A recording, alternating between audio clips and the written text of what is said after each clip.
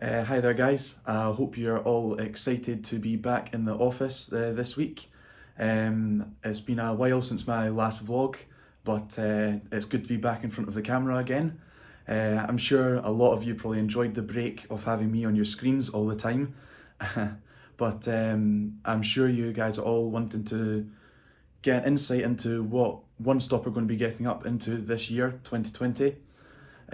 So we've got a lot of exciting stuff ahead, and we're going to be doing our best to make sure that we take you every step of the way, mainly through our social media platforms.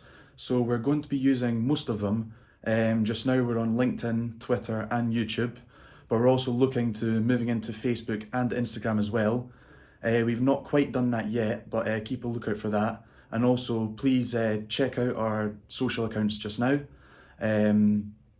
So this month we are focusing on quite a few things, but predominantly it will be on SaaS backup solutions. So SaaS backup solutions are a software solution that backs up your Office 365 and GSuite files to the cloud. I know it doesn't sound very interesting, but trust me guys, there's quite a lot of stuff on this that you should know and will hopefully find rather useful.